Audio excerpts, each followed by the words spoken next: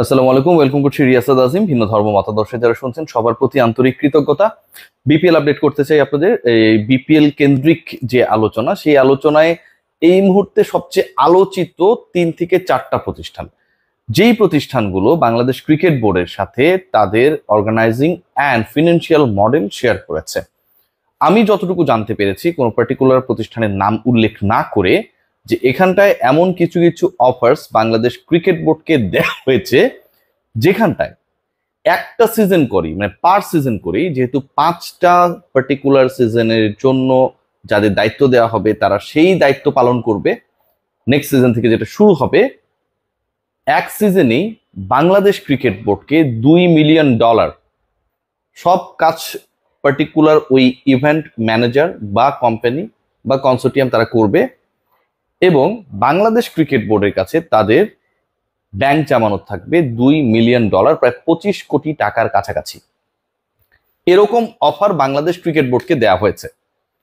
পরের বিপিএল এ যদি এটা সত্য হয়, এর বাইরেও যে বিকল্প প্রস্তাবগুলো গেছে সেখানেও একটা খুব ইন্টারেস্টিং প্রপোজাল আমি যতটুকু জানতে পেরেছি ছিল বা আছে, সেটা হচ্ছে বাংলাদেশ ক্রিকেট বোর্ডের এই আয়োজনটা করতে গিয়ে কোনো এক পার্টিকুলার কোম্পানি তারা বলেছে যে তারা পুরো ম্যানেজমেন্ট করবে, সকল অর্থ ব্র্যান্ডিং এর থেকে শুরু করে টাইটেল স্পন্সরশিপ থেকে শুরু করে এভরিথিং, সকল অর্থ বাংলাদেশ ক্রিকেট বোর্ডের কোষাগারে, বাংলাদেশ ক্রিকেট বোর্ডের ব্যাংক অ্যাকাউন্টে জমা হবে। কোনো টাকা ওই পার্টিকুলার কোম্পানি নেবে না, পুরোটাই বাংলাদেশ ক্রিকেট বোর্ডের কোষাগারে জমা হবে। সেখান থেকে পরবর্তীতে তারা আবার 25 কোটি টাকার একটা মোটামুটি প্রপোজাল দিয়েছে, যে এরকম ভাবে তারা এই স্ট্রাকচারে তারা 25 ক্রোড়ের মতো টোটাল রেভিনিউ করতে পারবে, যেটার আবার শেয়ারিং এ প্রত্যেকটা দল আফটার দ্য বিপিএল পাবে অলমোস্ট 2.5 কোটি টাকা করে। I am telling everything seriously. নতুন দল নিয়ে আপডেট, এই ডিসকাশনে আসবো, তার আগে নতুন দল নিয়ে আপডেট করি। রাজশাহীর মিস্টার শফিককে তো আপনারা কেউ ভুলবেন না। মিস্টার শফিকের দল পরের বিপিএল এ থাকছে না, এবং রাজশাহীর একটা দল মোটামুটি কনফার্ম হয়ে গেছে। তারা মোটামুটি তাদের কার্যক্রম বাংলাদেশ ক্রিকেট বোর্ডের যারাই দায়িত্ব পাবে না কেন তাদের সাথে শেয়ার করবে, এবং ওই দায়িত্বপ্রাপ্ত গ্রুপ যেন রাজশাহীর টিমটা যারাই প্ল্যানটা করেছে তাদের দেয়, সেই বিষয়ে তারা একটা প্রপার, মানে তাদেরও তো প্রেজেন্টেশন রয়েছে, যে প্রপোজড ফ্র্যাঞ্চাইজি গুলো যারা তাদেরও প্রেজেন্টেশন রয়েছে, সেটা রান করে ফেলেছে। সেই দলটা রাজশাহীর পরবর্তী দলের নাম হতে পারে রাজশাহী এক্সপ্রেস। রাজশাহী এক্সপ্রেস এখন পর্যন্ত যে তথ্য আমার কাছে রয়েছে। আবুধাবি টি10 লিগে আপনারা জানেন যে অনেকগুলো দল পার্টিসিপেট করে। এর বাইরেও বিভিন্ন যে ফ্র্যাঞ্চাইজ টুর্নামেন্ট গুলো হয়, সেটা টি20 হতে পারে, টি20 হতে পারে, সেগুলোতে অনেকগুলো ফ্র্যাঞ্চাইজ পার্টিসিপেট করে।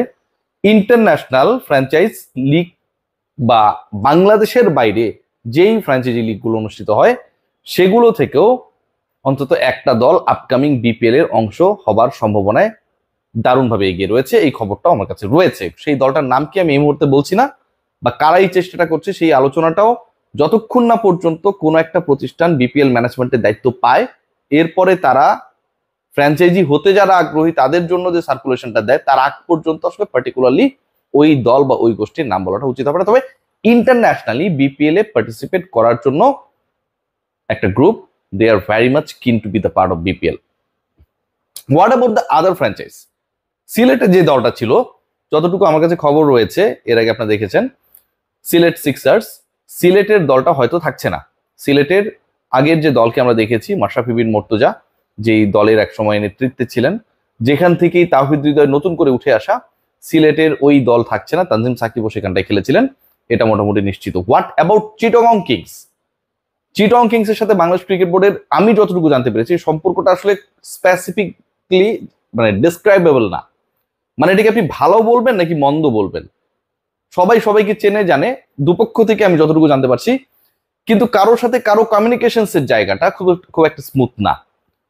আমরা সমকাল একটা রিপোর্ট দেখেছি যে 46 কোটি টাকা বাংলাদেশ ক্রিকেট বোর্ড তারা চিটাগং এর কাছে পাওনা, সেটা দাবি করে লিগালি তাদের কাছে গেছে, এবং এটার উত্তরও সম্ভবত চিটাগং দিয়েছে ওই পত্রিকার বরাতে, যে তারা আসলে এটাকে মিউচুয়াল আন্ডারস্ট্যান্ডিং এর মাধ্যমে, আরবিট্রেশনের মাধ্যমে এটার একটা সমাধান চায়। সো এই ঘটনাটা অন্তত আপকামিং বিপিএল এর আগ মুহূর্তে চিটাগং এর কাছে বিসিবির উকিল নোটিশ, লিগাল নোটিশ, 46 কোটি টাকা দাবি করা, আপনি যদি মেলাতে চান, 2 2 4 মিলাতে চান, চিটং কিংসের পরের বিপিএল এ থাকার সম্ভাবনাকে অনেকাংশে কমিয়ে দেয়। সিরিয়াসলি বলছি, এটা আমার অ্যাজাম্পশন, এটা কোনো পেন এন্ড পেপার ডকুমেন্টস নেই, এটা আমার অ্যাজাম্পশন। এর বাইরে 3টা দল ফাইনাল, রাজশাহী এক্সপ্রেস যদি হয় সেটা সহ 4টা, বাইরের যে একটা টিমের কথা বলছি সেটা সহ 5টা। তার মানে নাম্বার 6 টিম কে হবে সেটা কিন্তু একটা বিশাল কম্পিটিশন হবে। কারণ এর আগে আমি বলেছি যে খুলনা নিয়ে খুব বেশি ডাউট নেই, রংপুর রাজশাহীও থাকবে। রাজশাহী এক্সপ্রেস যদি নতুন টিম অ্যাড হয়, ফরেন টিম যদি একটা অ্যাড হয়, তাহলে 5টা টিম হয়ে গেল। You need 1 team to fulfil the slot of number of 6 teams, right? সেই জায়গাটায় চিটং কম্পিটিশনে থাকবে নো ডাউট, আপনারা সবাই জানেন। এর বাইরে সিলেটের দল পাবার জন্য নিশ্চয়ই অনেকেই চেষ্টা করবে।